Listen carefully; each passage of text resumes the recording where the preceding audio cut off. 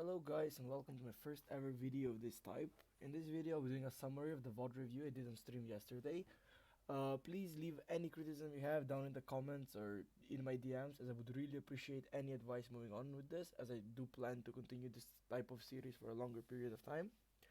I also wanted to make sure to mention that I will be reviewing these games in relation to the other EU Master teams from all the URLs, rather than comparing these teams to the EBL itself. I do not intend to trash talk any of the teams. It's all criticism from my viewpoint, and the intention is not to slander any of the teams. Without further ado, let's start this. We have at the beginning the strengths and the weaknesses from both teams going into this based on the season that I watched of all of their games. Zvezda has very strong laners, very strong individual players compared especially to the EBL where they played, which was a bit of an issue when it comes to practice because none of the most of the laners in EBL were not able to challenge their respective opponents. Then they have a lot of experience. All of their players are basically veterans, other than maybe Tsiparakos. I think he has the least splits, but even he is not particularly a rookie, right? So the experience would take them a long way, especially in like prolonged series, prolonged games, and so on and so on.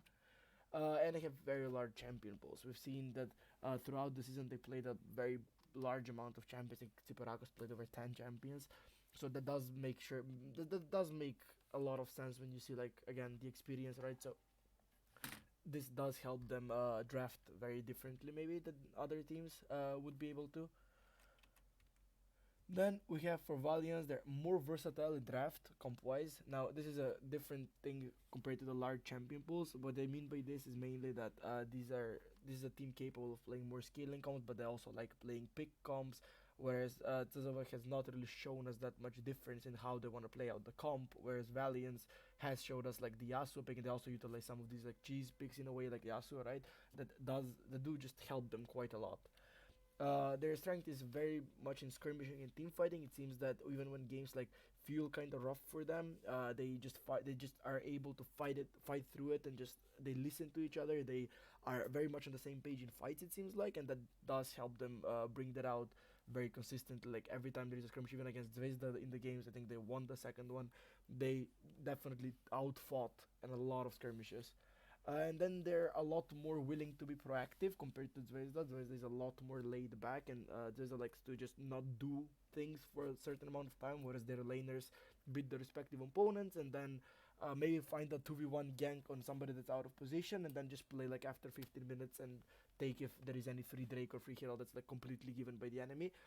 For the first half of the season, we saw Zvezda double aiming just literally solo global objectives for like 7 games in a row because nobody was able to contest because of the lane discrepancy between the players.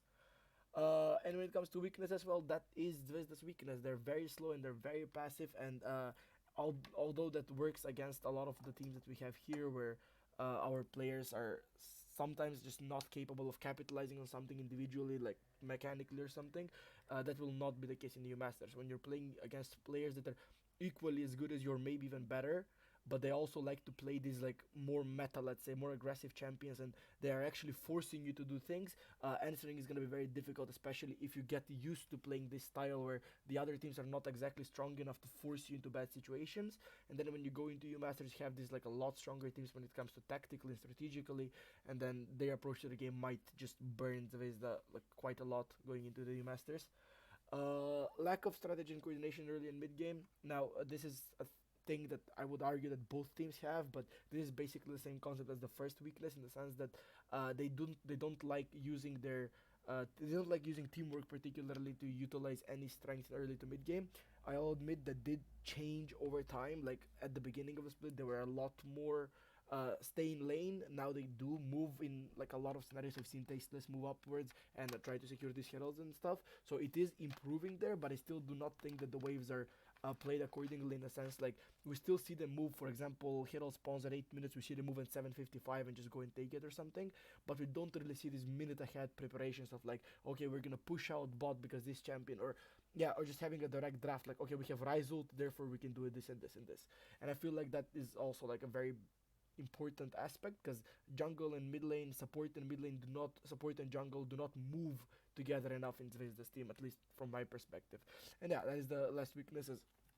this individual playstyle does not involve these interactions, which makes the games look quite a lot worse on the screen, and it leaves them with a lot of holes, because if they move alone they can get caught, and at the same time they can never catch the opponent because they're not together, and it feels like a lot of the times Zvezda is just not winning throughout the season using these strengths. They're, even though they have like really good players on all of their roles, they don't seem to be combining like this. They seem to be doing like, okay, jungle goes top ganks, okay, jungle goes mid ganks, and that again does not work when the enemy is not positioned poorly. Like that's very rarely gonna work.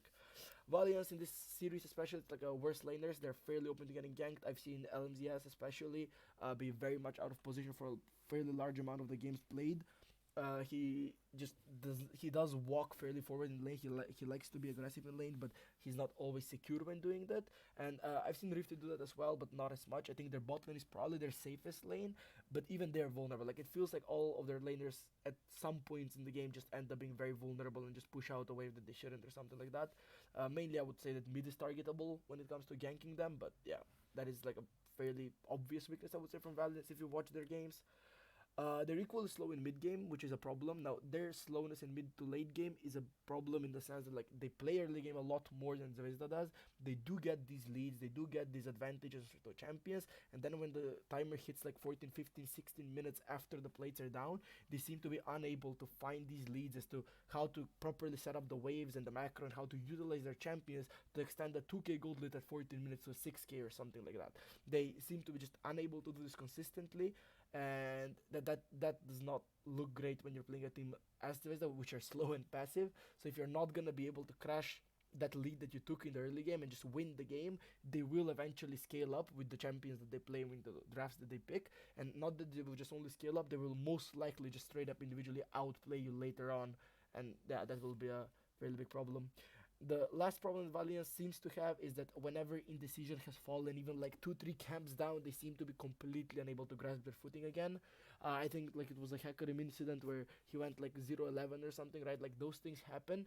And that is basically because if indecision falls behind, he probably goes mute in comms. I don't want to go in depth here because I'm not 100% sure what happens. But it feels like their whole tactical, everything that it comes to like moving around the map when the indecision is behind just doesn't seem to happen properly at all, which is basically a fairly big issue if your jungler gets invaded or something and then you're just unable to play the game. That's for the strengths and weaknesses. Now, before I watched this series, I had some expectations of what was gonna happen. I would say maybe I speak for a lot of people here, but my expectation was definitely that Zvezda is gonna win 3-0. I know that Valiance took a game off of them and whatnot, like happened during the regular season. Also, Zvezda had a couple of losses, but I never felt like that will actually matter in the playoff series where Colomax can directly prepare the team for this for this best of five, and also the players themselves with their experience they have. I never thought that they will like leave this up in the air and maybe like I don't know Valiance takes this. So I always felt like Zvezda is gonna win.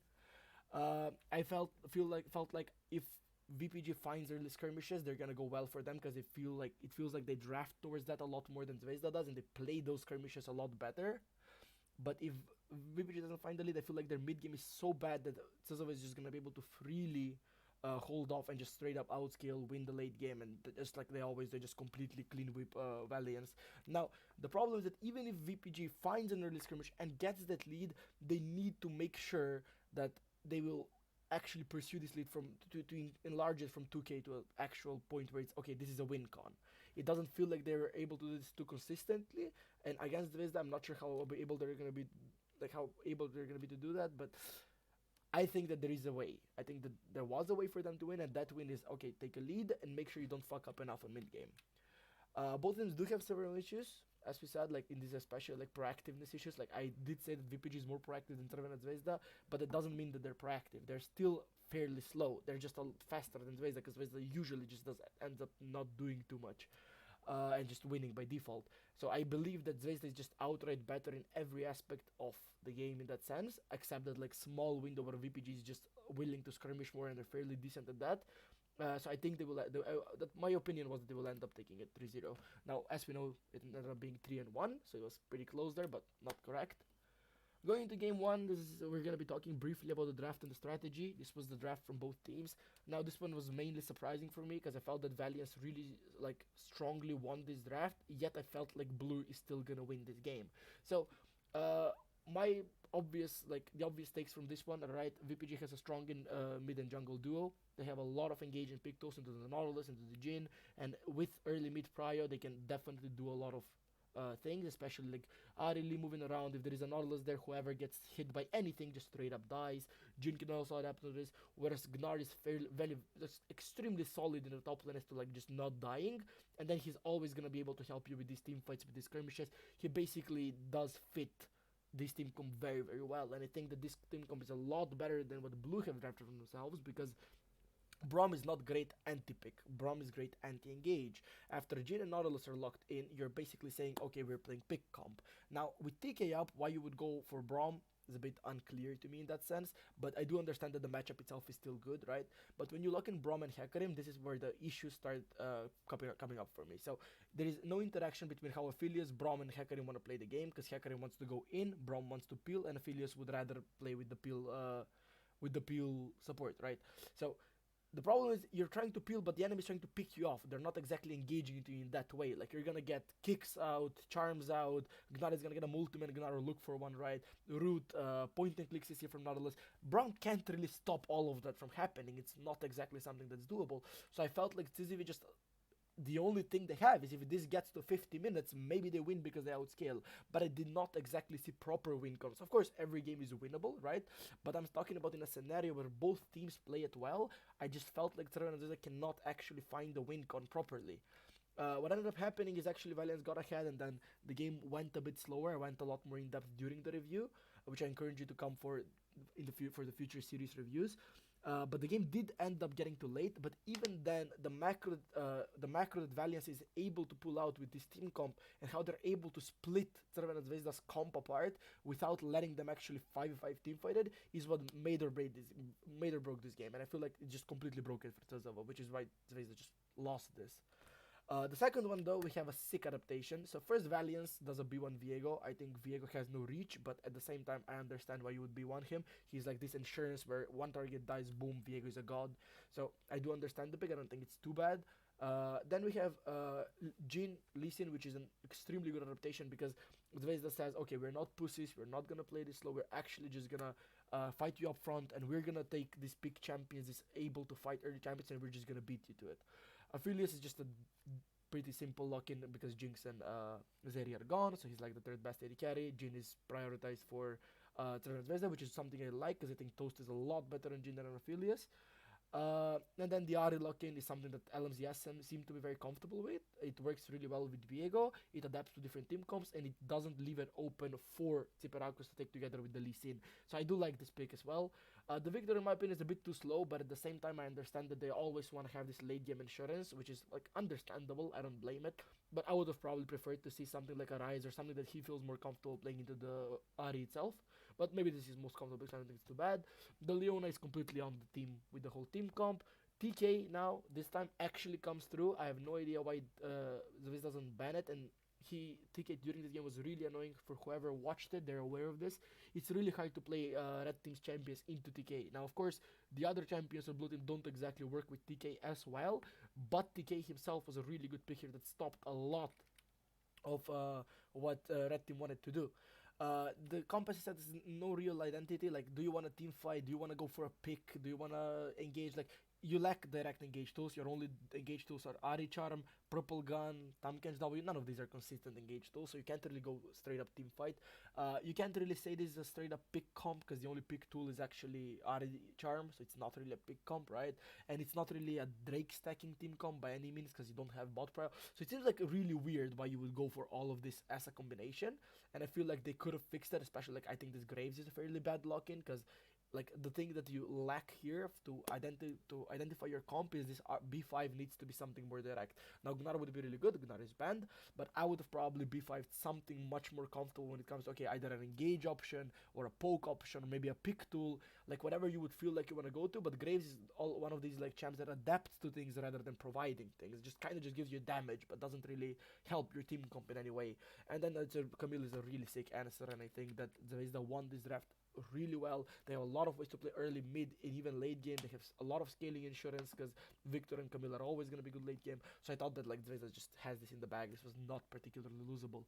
Going into game 3, Zvezda goes for the ZAB1, which is open, with Jinx just completely being ignored, which is very weird to see in current meta. The Nautilus take coming in instantly into the Zeri, that is completely fine. Like, it's very understandable why you would do that. It's the point and click CC, of course.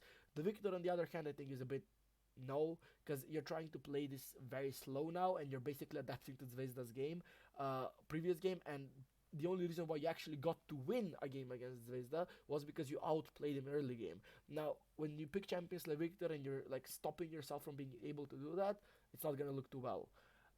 You have the Leona coming in for the Zeri. That's, I guess, just a comfort pick, and I do like it because Victor is fairly hard to position with against the Leona, and if he's like forced to run cleanse, that's gonna be a lot more annoying for him. The Lee Sin as well, same idea as before. Be able to fight early to mid, be able to force a lot of plays, and just straight up show why you're better than Valiance. Uh, then Aphelios answer over Jinx doesn't make any sense to me. But yeah, this is why Valiance loses identity. So the reason is Victor and Aphelios want to scale and want to play slow team fights. Jarvan definitely does not want to do that, and Jarvan's engage means nothing into Zeri Lee, and especially like at that point he hasn't seen the LeBlanc, of course, but still like just seeing these three champs and thinking I want Jarvan here does not make sense at all. And then you close out the team comp by and you see like Lee Sin, LeBlanc, Gnar, which means blue team has all the tools to fight early to mid, all the tools to even scale up to a team fight because Zeri and Gnar are always gonna be strong in that scenario. And then you lock in Trinda, who can't team fight because Zeri outkites him so much CC on blue team, and you can't really split push because Hullbreaker is a thing, and then blue team also has just enough engage that even if you try splitting, they will just plow through your other four people and maybe just straight up end the game. So I really don't like the Tryndamere pick. Do not like the I do not like the Jarvan pick either. I think that again just like lacks a lot of identity, and yeah, it makes the game hard to play. Game 4 draft strategy. Now game 4 was a bit of surprise because they changed a lot of the picks. Everybody changed a lot of the picks, and admittedly 480 carry bans against Toast would be good, but the thing is Toast has been previously, at least for whoever watched EBL, know that Toast likes playing Kai'Sa, likes playing Tristana, which are not exactly weak champions. So when you take everything away, he will still have a decent pick. So leaving Xin open for double aim, or just generally leaving Xin open, it's a very big power pick here in Zvezda's hands. You answer with the Ryze Jhin, which is something I see the Ryze the first time in these 4 games, which is sad because I think Ryze is Omega broken and really, really good here. And they combine it with the Jhin. I don't mind the Jhin. I think they wanted to take it away because that was the only good AD carry up, so that kind of just makes sense. The Victor, again, same idea as before. I don't know why you would want to slow the game down, especially against Ryze. Maybe try to play it even more so into the Ryze, like pick something that you're just directly comfortable to shitting on a Ryze. But I don't hate the Victor. I think it's still like one of these scaling mages that can actually at least a bit fight in the early to mid game. Nautilus is a good champion as well, just to take it away from the Jhin and that kind of engage, and then open yourself for these AD carries. As I said, the Toast likes to play like Tristana and like Kai'Sa and yeah, similar Kalista and shit, and those things really like Nautilus. So basically taking Nautilus here is fairly easy. Lee just taken as an answer to Xin, not particular an answer, it's more so for like the 2v2 power, and VPG once again has a 2v2 strength. Now, this is where the draft falls apart for me. Completely clueless why Rel came in as a pick here. I think Rel is horrible here. Rel has absolutely provides nothing to this team. It gets cancelled by every ability in the game here. Like Xenult can cancel her. Gragas afterwards being picked can also cancel her. Nautilus can even cancel her, I'm pretty sure. Like, this pick just does absolutely nothing, and it kinda just, to me at least, yells, okay, we kinda just wanna go Yasuo, considering we know that Rifty likes to take it. Kai'Sa come in fairly expectedly for me, and then we lock in the Gragas top lane, which, admittedly, I think is a good pick for identity purposes. It helps you like scaling teamfight areas. It provides CC for Kai'Sa to be able to fight. It's pretty good. It's a good weak center, so you can play strongly for the Kai'Sa, because that's what you do when you have a Kai'Sa. And it's good anti-rel. So I think the Gragas pick was really good. And then the Yasuo kind of comes in here like, okay, we really wanted to play Yasuo this game, so I guess we're going to pick it anyway. I don't think it provides anything to the team comp. As a bit of a joke, but like, actually I think that just the rel makes this just a lost draft, regardless of what the 3 picks before that are. And then this again, the same style goes from Crvena Zvezda, where they have pick tools, scaling insurance, and then yeah, they have the Kai'Sa, which I understand why it's being picked with Toast on the team. Now, these are some examples that I will show of why I thought that VPG struggled. So VPG showed a really big hole in their mid-game macro. Every time they got a lead, like even here, they have like a 2-3k gold lead, like, which is what we talked about, they're consistently able to get. and then on the left it's a different game. I know like it's a weird layout, but the idea is on the left they're forcing to play 1-3-1 with the laners they have. In this case, it's a Gnar, it's a Jhin, Nautilus, and it's an Ahri, right? So when you try to 1-3-1 with this kind of a team comp, it's actually really hard because you either need Ahri to solo kill Orianna, Gnar to solo kill Graves, or the 3v3 to just kill the enemies. Because what you're doing is you're basically saying, okay, Zvezda, you can farm efficiently 3 lanes, I'm not gonna force anything to you, and then eventually when Drakes and Barons and things spawn, I'm gonna fight you on them. Which doesn't make sense because Zvezda's comp is scaling. So if you force things earlier, you have a higher chance to win. So instead of VPG just trying to push out a wave and use that wave as a timer to move and kill other towers, and make sure that they clean out towers of the map before they start doing these bigger objectives, they actually just keep playing 1-3-1 until objectives spawn. And this is why the first game, who should have ended like a long time before it actually did, Zvezda gets back in it, because Zvezda gets to just farm on affiliates, farm on Graves, farm on Orianna with no real answer from VPG because their macro was suffering in the mid game. And that showed into the second game. After they won the first game, they tried to do the same. They were unable to pressure either of the lanes, and what we are just seeing on the screen on the right side, what ended up happening, which is basically they just went onto the Baron because that was the only thing that was spawned at that point, where they felt like, okay, we're just doing nothing, they're gonna outscale us anyway, they're gonna do things to us, so we really need to just end this game. And they try to do it, like use affiliate weapons, and it goes really bad and all of them die, and then Zvezda gets banned at the end of the game. But as much as like this call by itself maybe is not really bad, and it's still doable for like a team of like maybe T1's level, right, or just general high tier gameplay, I feel like in a ERL like this and in this state of the game, you kind of just want to go back to basics. You want to make sure that you take all the towers, use all the strengths you have, and then start these big objectives that can just lose your games outwards. So these are like the main points that I saw, like that I'm gonna target here. I went a lot more in depth into the stream, so yeah, if anyone is interested for that, just as I said, tune in into the streams. This is gonna be a bit of a less detailed summary. And for Zvezda, what ends up happening is their early game is really weak. So what ends up happening is they just straight up lose every early game. Now, I can't really pinpoint all the early game mistakes because a lot of them were like individual, a lot of them were just mispositions, and it's not gonna be that easy to just pinpoint them like this. It's more of a stream thing, but these are like more so team environmental plays what end up happening. So what ends up happening on the left side on the minimap, which is why I've shown on the minimap because it doesn't actually matter what's on the screen, it's the enemy, their bot lane has reset, they're aware that Tamkench is reset, yet they still decide to go for an invade, whereas Camille's wave is not even crashed. Now this doesn't make sense for multiple reasons. First, Victor is not a strong skirmishing champion. Second, your bot lane is nowhere to be found. You have no clue where Tamkench is. Your jungle, albeit it's winning Lee versus Viego, it's not particularly hard winning. And you have no information where Graves is. Now, they have Herald there, and I like the play as in, okay, we're gonna push out mid, go top, kill the top tower for Camille, get a lot of gold on her. This is not the way you do it. Zvezda seems to be unwilling to pull resources from one lane and give it to another. Like, they seem to be unwilling to pull Tasteless to topside, for example, and then actually play for topside and let Toast lose 2-3 waves or something like that. Because the thing is, if Valiance doesn't answer the play that they're doing on topside and Tamkench goes bot, Tamkench can't actually force as much as Zvezda is forcing on the 4-man on topside. Which basically is, even if Toast loses like 1 wave or 2 waves, it's still gonna be fine, but they're unwilling to do it consistently, and then they end up losing some skirmishes like that one. Whereas on the middle screen we see Herald spawning in 8 minutes, and we see Toast and Tasteless have like a bit of a rough spot in like the wave because it's slow pushing away from them, whereas they do not particularly have too much resources. There is 2 pots more on Paladin and there is a bit of mana upon him, but they can still pressure this.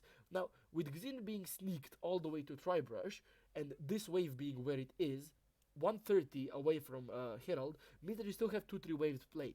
So instead of Xin just outright showing like this and hitting the wave and just giving all the information possible and still not being able to do anything, Zvezda could have just easily slow pushed this wave in, and as they slow pushed, or not even so much, like, let the 2v2 shove it, and Xin can just put himself into the first brush. If a 3v3 comes up, we see Yasuo is still not on top lane, Wonder has TP, so that can never go wrong for them, and I think that the 3v3 is just straight up winning anyway. I think in a 3v3 scenario, I think Kai'Sa and Nautilus are going to do a lot more than Jhin, Rel, and I think Lee is a bit weaker than Xin because, yeah, the 2 kills and shit. So, I do think that Zvezda could have played this Herald in the sense, okay, so you shadow them, and I will show you that in a bit. Okay, so, bit of a confusion here, I apologize, but okay, so the first one is Valiance's problem. So, the 1-3-1 itself allows people to basically just stabilize the gameplay and completely less hit waves. So now the way we're gonna work on this is red color is the first move. So basically the first thing that should happen is that they should make sure that they get mid prior. Lee Sin can hover around that area as Ahri is slow pushing top lane, because there is no reason why Ahri should just be crashing waves that Orianna just queues. That way she puts herself in a dangerous position. If Ahri starts slow pushing as mid waves get shoved, the mid laners can move towards top because the mid wave arrives first on the map. The other two lanes are a bit longer. So Jhin and Nautilus, with the taken first wave on mid, move towards top lane. Lee Sin can completely ditch mid lane because there is no wave there, and then they can all secure the Ahri pushing to the second tower. The second thing is obviously Ahri pushing to the second tower. The third thing is Ahri comes back together with the Lee Sin onto mid lane. Now, with Orianna catching top, as you can imagine, it's a 4v3 on mid, which means that basically blue team cannot answer the mid lane push, which basically means you just get free mid prior right there. When you get the free mid prior there, you leave one member on mid lane for the next mid wave, which in this case, you can choose it to be Jhin, you can choose it to be Ahri, it's up to you, or you can generally move your whole team. Now, I prefer leaving one member behind because that way you're at least farming two efficient lanes if the play goes south. And then you all, with the two lanes prior you have, Orianna at worst can move to mid lane. She can neutralize top lane and move to mid lane, or she can hard push top lane and not move anyway. But that way you ensure that this Graves tower, outer tower falls apart. And then you can just keep rinsing and repeating this every time there isn't a big objective up, because you can take all of their towers like this. You have too many pick tools, the enemy can never group up because of this, and you never let them use their strengths. You never let the Braum protect the Ophidius blah blah, because they never get to move there. They never get to utilize the wave clear because there is 4 people diving, and you have a lot of tools to dive. You have Lee Sin, Q, kick, Nautilus Q, as we said in the draft phase. So I think this is like, as a concept, should be a lot more used, especially for Valiance's draft style in some of these games. And I think that Zvezda also, I saw, not doing particularly well when it comes to like using 1-3-1 or 2 lanes, but they did try to utilize a 2-lane setup quite a lot, which wasn't bad, and I think it won them a couple of things, but I think they still have to work on the timings on it. But yeah, this was a lot worse for Valiance because they had leads and they threw them because they were incapable of utilizing this kind of a system.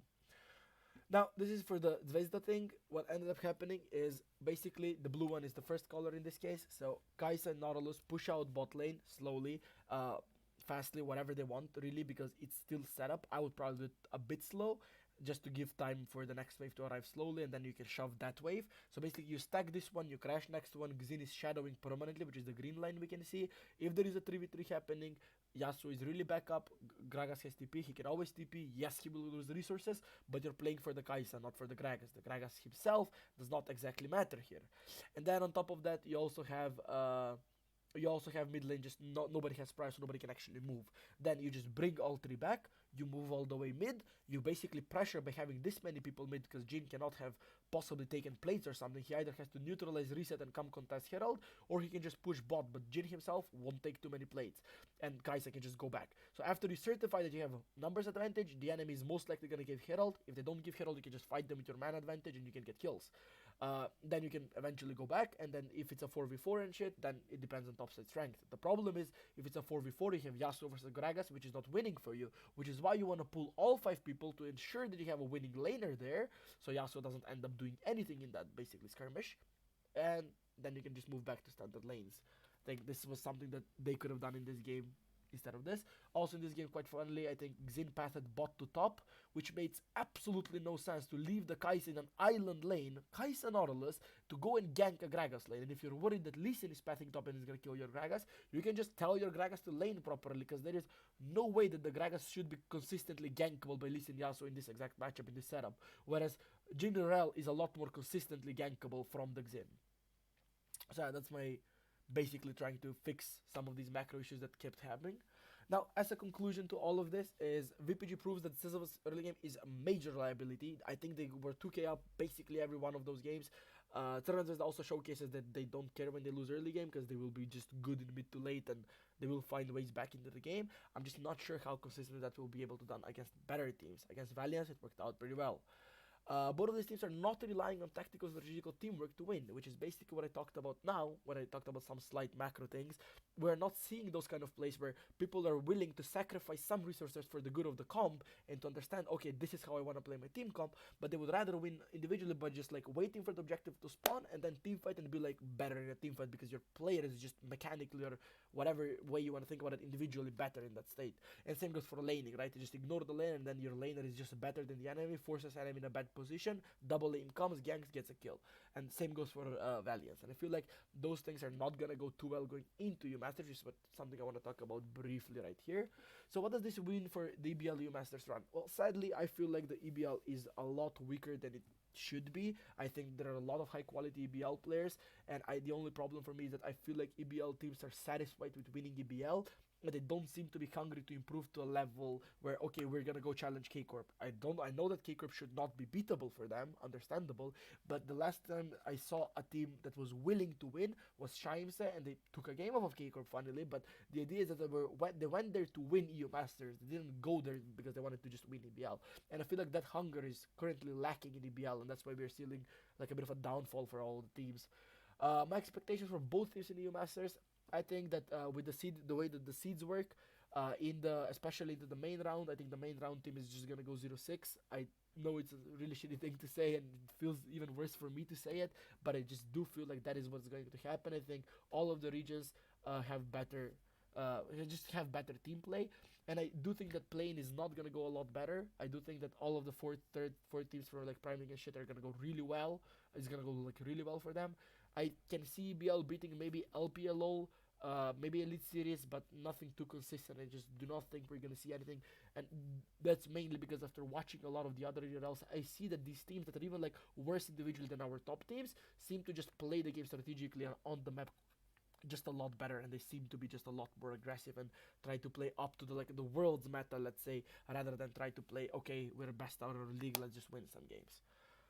And yeah, that's gonna be it for this video. Thanks to everyone that watches this. I hope you guys can keep watching and tune into my streams more often, as I think I'm a lot better at streaming than recording. I feel really weird doing this. This is the first time I've ever done this, and yeah, please drop any criticism you have. I know that some of the drawings and things are really bad. I promise they're gonna improve it over time. I just wanted to see how the format itself does. So if I can get any sort of criticism on the format and the things I said, maybe just straight up I was wrong about something, I would really like to hear it. But either way, I want to thank you all for coming.